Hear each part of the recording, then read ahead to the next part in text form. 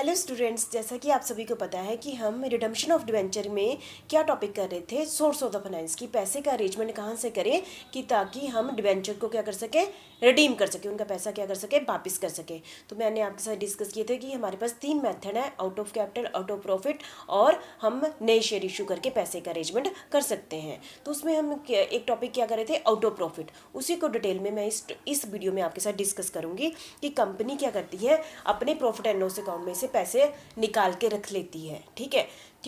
उसके पास कंपनी के पास 2 ऑप्शनें होती हैं। या तो कंपनी क्या करती है कि प्रॉफिट एंड लॉस अकाउंट में से जो पैसा निकाल के रखती है, रिजर्व बनाती है, तो उसको कंपनी अपने ही पास रखती है। ठीक है।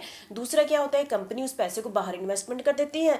जब कंपनी ने डिवेंचर रिडीम करने होते हैं तो वो वाली इन्वेस्टमेंट बेच के कंपनी के पास पैसा आ जाता है और डिवेंचर होल्डर को पैसा दे देती है।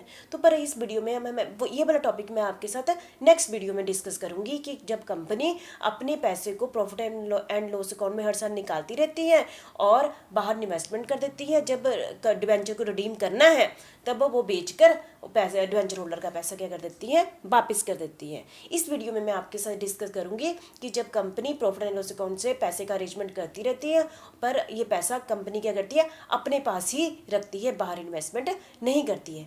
जब कंपनी अपने पास पैसा रखती है तो एक नया अकाउंट बनाती है। उस अकाउंट को हम क्या कहते हैं, डिवेंचर, जैसे नाम में रिडम्पशन, डिवेंचर को रिडम्पशन करने के लिए क्या बनाती है, रिजर्व अकाउंट। जैसे कि आप सभी को पता है कि हम बहुत सारे जनरल रिजर्व फंड बनाते हैं, ऐसे ही कंपनी ने स्पेसिफिकली सोच लिया है कि डिवेंचर को रिडीम करना है, इसलिए रिजर्व अकाउंट बना लो। तो प्रॉफिट एंड लॉस अकाउंट के कहाँ आता है, ये डेबिट साइड लिखते हैं ना, तो वहाँ से लेती हैं। और आपके साथ मैंने ये भी डिस्कस कर लिया है ये कौन से पैसे में से बनाया जाएगा, जो डिविडेंड के लिए पैसा रखा होता है, जो डिविडेंड के लिए प्रॉफिट रखा होता है जी। क्योंकि कंपनी ने डिविडेंड के लिए प्रॉफिट में से बना रही है तो कंपनी की फाइनेंशियल पोजीशन पर इसका कोई भी इफेक्ट नहीं पड़ेगा। ठीक है। तो 2 टॉपिकों में से जो आउट ऑफ प्रॉफिट में कि कंपनी जब पैसे का अपने पास ही रखती है, ठीक है, वो वाला टॉपिक हम डिस्कस कर रहे हैं। अकॉर्डिंग टू सेक्शन 71(4) के अकॉर्डिंग जब कंपनी ने कौन सा अकाउंट क्रिएट किया है, debenture redemption reserve account create किया है। किसके लिए किया है कि जब कंपनी ने डिवेंचर रिडीम करने तो इस अकाउंट में जितना भी पैसा पड़ा होगा उससे क्या कर देगी, कंपनी डिवेंचर को क्या कर देगी, रिडीम कर देगी। इससे रिलेटेड जो सेबी है, सेबी आपको पता है ना, security exchange board of India ने डिवेंचर रिडम्पशन रिजर्व से रिलेटेड जब कंपनी पैसे का अरेंजमेंट आउट ऑफ प्रॉफिट में से करती है तो उसकी कुछ कंडीशनें लगाई हुई हैं कंपनी पर। कंपनी को इन कंडीशनों को क्या करना पड़ता है, फॉलो करना पड़ता है सेबी के अकॉर्डिंग। ठीक है। वो कंडीशनें क्या है, कंपनी जो ये डिवेंचर रिडम्पशन रिजर्व वाला टॉपिक है, ये कौन से डिवेंचर पर लागू होता है, ये लागू होता है non convertible debenture. Non convertible debenture, non convertible debenture ऐसे डिवेंचर होते हैं जिनको कंपनी डिवेंचर की लाइफ टाइम तक, जब तो 5 साल या 10 साल के टाइम पर इसको कन्वर्ट नहीं करती है। यदि कन्वर्ट वाले डिवेंचर पर ये लागू नहीं होता, कौन से डिवेंचर पर लागू होता है, नॉन कन्वर्टिएबल, जिनको कंपनी यदि 5 साल के लिए डिवेंचर या 10 साल के लिए इशू किए हैं, उसको डिवेंचर होल्डर को ये ऑप्शन नहीं दी जाती है कि वो डिवेंचर कन्वर्ट कर ले, शेयर में कर ले या किसी और डिवेंचर में कन्वर्ट कर ले। ठीक है। ये आपको बताइए, सेबी ये कहता है कि सिर्फ नॉन कन्वर्टिएबल डिवेंचर के केस में debenture redemption reserve account create किया जाएगा। दूसरी ऑप्शन क्या है कि जब भी कंपनी ने, यहाँ पर क्या गया कि company shall create debenture redemption reserve equal to the at least 25% of the amount of the debenture issued before the commencement of redemption of debenture।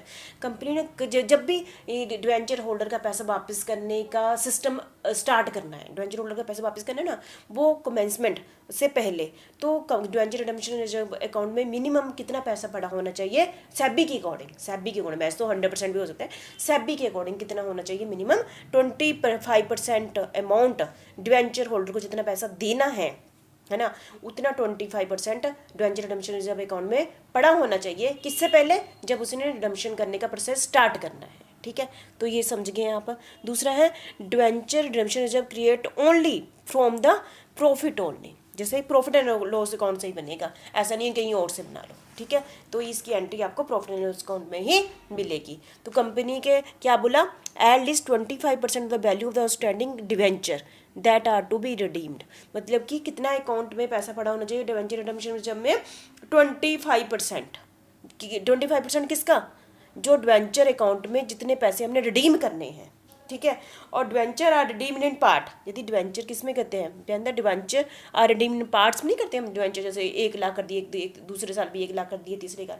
तो डिवेंचर रिडम्पशन रिजर्व अकाउंट में जो जितना भी पैसा पड़ा हुआ 25% मिनिमम कंडीशन लगाई थे, तो उसके प्रोपोर्शनेट में तो उसके proportionate amount of debenture redemption reserve to the debenture redeem shall be transfer to general reserve. तो कहाँ ट्रांसफर किया जाता है? जनरल रिजर्व में किया जाता है आफ्टर द रिडम्पशन। ठीक है, आप जब न्यूमेरिकल देखोगे तो आपने एंड में देखना डिवेंचर रिडम्पशन रिजर्व अकाउंट को कहाँ ट्रांसफर कर दिया गया है? जनरल रिजर्व में ट्रांसफर कर दिया गया है। ठीक है, आपको क्लियरिटी तो तभी होगी ना, थियरी करने के बाद न्यूमेरिकल करेंगे, उसके बाद थियरी आपको ज़्यादा अच्छे ढंग से क्लियर होगी। ठीक है, ये भी पोर्शन हो गया। और ये भी मैंने आपको पहले स्टार्टिंग में बता दी, इसको बैलेंस शीट में कहाँ दिखाया जाता है? जैसे कि आप सभी को पता है जो जनरल रिजर्व फंड कहाँ दिखाया जाता है? बैलेंस शीट की लाइबिलिटी साइड दिखाते हैं। ऐसे ही डिवेंचर रिडम्पशन रिजर्व भी है, इसको भी बैलेंस शीट की लाइबिलिटी साइड दिखाते हैं। कौन से हेड के अंडर दिखाना है? शेयर होल्डर फंड के हेड में दिखाना है। और कौन सब हेड क्या होगा? रिजर्व एंड सरप्लस हेड के अंडर दिखाया जाता है। क्या दिखाया जाता है? डिवेंचर रिडम्पशन रिजर्व अकाउंट दिखाया जाता है। ठीक है, और कहते हैं डिवेंचर रिडम्पशन रिजर्व किस पर लागू नहीं होता, मतलब कि किन कंपनियों पर डिवेंचर रिडम्पशन अकाउंट जैसे तो ना 25 सभी कहते हैं कि 25% बनाना ही बनाना है, तो किस पर लागू नहीं होता है? द एग्जम्पशन कहाँ दी गई? As per rule 18(7) of the company 2014 के अकॉर्डिंग, कंपनी 2014 यदि आप पेपर में क्वेश्चन आ जाए ना, आपको ये भी पता होना चाहिए कि किन डिवेंचर रिडम्पशन रिजर्व अकाउंट कौन सी कंपनियां नहीं बनाएंगी। ठीक है, no debenture redemption reserve is required for debenture issued by, जिन्होंने कौन से issue by? All India financial institution, all India financial institution regulated by RBI, जिसको कौन कंट्रोल करता है? आरबीआई करती है। कौन सी? All India financial institution regulated by RBI and banking company, जैसे बैंक हमारे ना, ये भी एक टाइप की क्या है? कंपनी। इन पर डिवेंचर रिडम्पशन रिजर्व का रूल लागू नहीं होता है। और debenture redemption reserve is not required for privately placed venture bye non banking financial company, non banking financial company के द्वारा जो प्राइवेटली डिवेंचर इशू दिए जाते हैं अदर फाइनेंशियल इंस्टीट्यूशन, जैसे कि LIC, UTI, ये कोई प्राइवेटली डिवेंचर इशू करती हैं, उन पर भी डिवेंचर रिडम्पशन रिजर्व की कंडीशनें लागू नहीं होती हैं। ठीक है, रूल ऑफ इन्वेस्टमेंट में इन्वेस्टिंग 15% ऑफ द डिवेंचर, ये मैंने पिछली वीडियो में डिस्कस किया था, maturing during the year, rule 18(7)C company rule 2014 के अकॉर्डिंग। जैसा कि आप सभी को पता है कि कंपनी ने हर साल 30 अप्रैल से पहले 15% किसका? डिवेंचर की वैल्यू का क्या करना होता है? इन्वेस्ट करना होता है, और during the year ending on 31 March of the next year. ठीक है, तो ये आपको रूल पता ही है, इसको अच्छे ढंग से आपने कर लेना कि इस सेक्शन में क्या कहा है। ये मैंने आपको डिटेल में डिस्कस पिछली वीडियो में कर लिया है। ठीक है, debenture redemption reserve and capital redemption reserve. Debenture redemption के टाइम हमने बनाते हैं, और कैपिटल रिडम्पशन रिजर्व कब बनाते हैं? जब हमें प्रेफरेंस शेयर, आपने याद आ गया होगा, पिछला चैप्टर हमने किया था preference redemption of preference share, वहाँ पर हमने क्या बनाया था? Capital redemption. दोनों में फर्क क्या है? रिडम्पशन रिजर्व दोनों सेम ही है। डिवेंचर के इस केस में डिवेंचर लगा दी, उस समय कैपिटल, क्योंकि प्रेफरेंस शेयर क्या होती है? कैपिटल। तो दोनों में फर्क क्या है? क्योंकि डिवेंचर रिडम्पशन रिजर्व में कौन सा सेक्शन लागू होता है? Section 71 of the company act 2013। आप बार बार अभी पीछे देख रहे होंगे सेक्शन 71 ना। और कैपिटल रिडम्पशन रिजर्व कौन से सेक्शन के अंडर आता है? सेक्शन 55 और कंपनी एक्ट 2013 के अंदर आता है। ठीक है, तो पहला पॉइंट आपका हो गया। दूसरा है इसमें डिवेंचर रिडीम किए जाते हैं, इसमें प्रेफरेंशियल रिडीम किए जाते हैं। ठीक है, और डिवेंचर रिडम्पशन कौन से अकाउंट में से बनाया जाता है? प्रॉफिट एंड लॉस अकाउंट में, करंट ईयर प्रॉफिट में से बनाया जाता है। और जो कैपिटल रिडम्पशन रिजर्व किसके लिए बनाया जाता है? जो डिविडेंड के लिए प्रॉफिट बढ़ा होता है ना, मतलब कि करंट से ये डिविडेंड के लिए बनाया जाता है। After redemption of debenture redemption reserve can be use to pay dividend और इशू ऑफ बोनस शेयर, मतलब कि डिवेंचर रिडम्पशन रिजर्व का यूटिलाइज हम किसके लिए कर सकते हैं? डिविडेंड देने के लिए भी कर सकते हैं और बोनस शेयर देने के लिए भी कर सकते हैं। लेकिन जो कैपिटल रिडम्पशन रिजर्व है उससे सिर्फ हम क्या दे सकते हैं? बोनस शेयर ही दे सकते हैं। ये बहुत इंपॉर्टेंट बात है, क्योंकि इससे डिविडेंड भी दे सकते हैं और बोनस शेयर भी दे सकते हैं। इससे केवल सिर्फ बोनस शेयर ही दिए जाते हैं। ठीक है, जैसे कि रूल 18(7) है ना, रूल 18(7)C है ना, और कंपनी रूल 2014 के अकॉर्डिंग कंपनी को 30 अप्रैल से हर साल की 30 अप्रैल से पहले पैसा डिवेंचर रिडम्पशन रिजर्व में इन्वेस्टमेंट करना होता है। कितना? Minimum 15% the amount of the debenture to be redeemed during the year ending 31st March of the next year. Invested amount used only for the purpose of redemption of debenture. Maturing during the year. ठीक है, ये बार बार आपके साथ repetition होगी। अब हम इसकी accounting entry कर लेते हैं किसकी, जब कंपनी पैसे का अरेंजमेंट कहाँ से करती है, आउट ऑफ प्रॉफिट में से करती है। जब कंपनी अपने पास रखती है तो क्या करती है, इन्वेस्टमेंट उसने अकॉर्डिंग टू सेबी मतलब कि कितना करना है, 15% of the face value the debenture to be redeem. इतनी इन्वेस्टमेंट हर साल करनी है ना 15%, तो उसकी एंट्री क्या होगी, debenture redemption investment account debit to bank account, debenture redemption investment account debit to bank account. Bank ये किस समय करती है, साल की बिगिनिंग में, नहीं।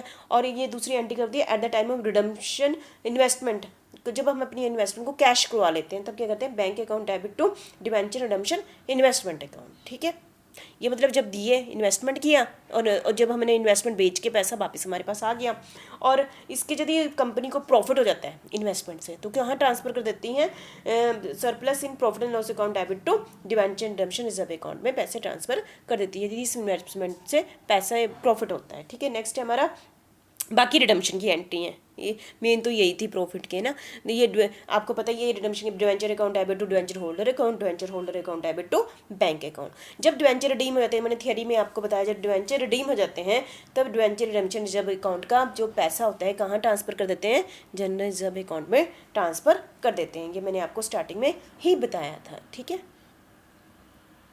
Thank you very much. ठीक है, फिर भी मैं आपके साथ एक बारी डिस्कस कर लेती हूँ, क्योंकि कंपनी ने पैसे का अरेंजमेंट यदि आउट ऑफ कैपिटल में से किया है तो कंपनी 100% आउट ऑफ कैपिटल में से नहीं कर सकती है, क्योंकि कंपनी पे कंडीशन लगी हुई है 25% उसको आउट ऑफ प्रॉफिट में से ही करना है। तो आपको पता चल गया, यदि आपको पेपर में क्वेश्चन है आउट ऑफ कैपिटल में से क्या करो, रिडीम करो डिवेंचर, तो आपने तो कितना करना है, 25% प्रॉफिट में से निकालना है और 75% को क्या मानना है, आउट ऑफ कैपिटल मानना है। ठीक है, और यदि पेपर में क्वेश्चन में ये लिखा ही नहीं हुआ है कि आपने प्रॉफिट में से पैसे का अरेंजमेंट करना है या कैपिटल में से करना है, होता है ना कि वहाँ पर क्वेश्चन में लिखा होता है ना आउट ऑफ प्रॉफिट में से करना है कि आउट ऑफ कैपिटल, यदि कुछ भी नहीं लिखा है पर ये कहा है कि डिवेंचर को रिडीम करो, तब आपने उसको कहाँ से रिडीम करना है, तो आपने कौन सा मेथड अपनाना है, आउट ऑफ कैपिटल अपनाना है। ठीक है, तो आपने आउट ऑफ कैपिटल में से पैसे का अरेंजमेंट की एंट्री करनी है, मतलब कि 25% का अरेंजमेंट आपने प्रॉफिट में डिवेंचर रिडम्पशन में से करना है और 75% में कैपिटल में से करना है। और आपको मैंने बता दिया जब हम कैपिटल में से पैसे का अरेंजमेंट करते हैं तो उसकी एंट्री, सोर्स की एंट्री नहीं होती है। तो ठीक है, आप इसको थ्योरी को अच्छे ढंग से समझ लेना और इसके साथ में एग्जाम्पल कर लेना। जब एग्जाम्पल कर लोगे फिर उसके बाद ये थ्योरी सुनना तो आपकी अच्छे ढंग से क्लियर हो जाएगा। Thank you.